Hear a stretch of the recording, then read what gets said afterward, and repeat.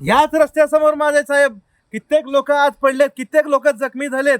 वृद्ध लोकांना चालायला इथं त्रास होतो. विद्यार्थी लोक शाळेत जात नाहीत, कॉलेजमध्ये जात नाहीत. सामान्य नागरिक इथं अजिबात यायला जायला तयारी होत नाहीत.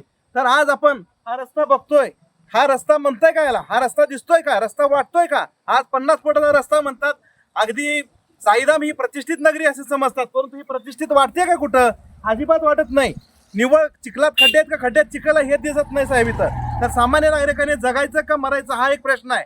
आज या ठिकाणी जर रस्त्याची त्वरित कामाला नाही लागलं तर आज आम्ही आजपासून साईधामवासी याच खड्ड्यामध्ये बसून तीव्र आंदोलन करू. आणि हा प्रशासनाला सज्जड दम आहे असं मी सर्व नागरिकांतर्फे सांगतो. मी ॲडव्होकेट सुधीर पवार साईधाम मधील रहिवासी आहे. साईधाम मध्ये येण्यासाठी प्रमुख रस्ता हा 50 फुटाचा आहे. सदर रस्त्याची पूर्ण दुरावस्था झालेली आहे. सदर रस्त्याला 1 वर्षापूर्वी मंजुरी मिळालेली आहे नवीन रस्ता करण्याकामी, परंतु अद्याप आज तागायत 1 वर्षापासून कुठलंही म्हणजे रस्त्याचं काम झालेलं नाही. ह्या रस्त्यावरून येत जात असताना येथील नागरिकांचे प्रचंड हाल होत आहेत. बरेच वृद्ध नागरिक पाय घसरून पडत आहेत. महिला त्यांच्या दैनंदिन कामकाजासाठी बाहेर निघणं अशक्य झालं आहे.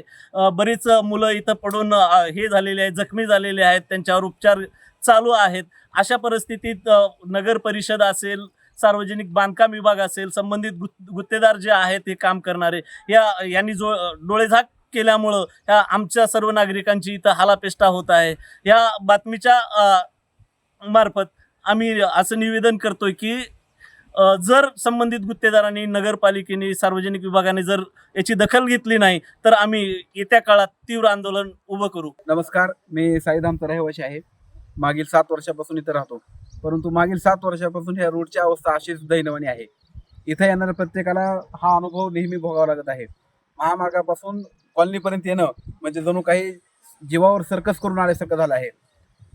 माणसांना, महिलांना, पुरुषांना, सगळ्यांना एक प्रकारे हा रस्ता प्रचंड त्रासदायक आहे. जर ह्या रस्त्याचं काम लवकरात लवकर करण्यात नाही आलं तर आम्ही सर्व साईधाममध्ये या रस्त्यावर येऊन बसून आंदोलनाच्या तयारीत सध्या आहोत.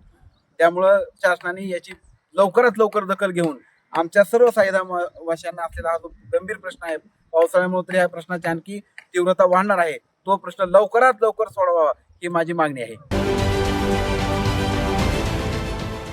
देश विदेशातील प्रत्येक घडामोडींचे लाईव्ह अपडेट मिळवण्यासाठी आता साम टीव्हीच्या सर्व सोशल मीडिया प्लॅटफॉर्मला लाईक, फॉलो आणि सबस्क्राईब करा. तसंच सर्व नोटिफिकेशनसाठी बेल आयकॉन प्रेस करायला विसरू नका.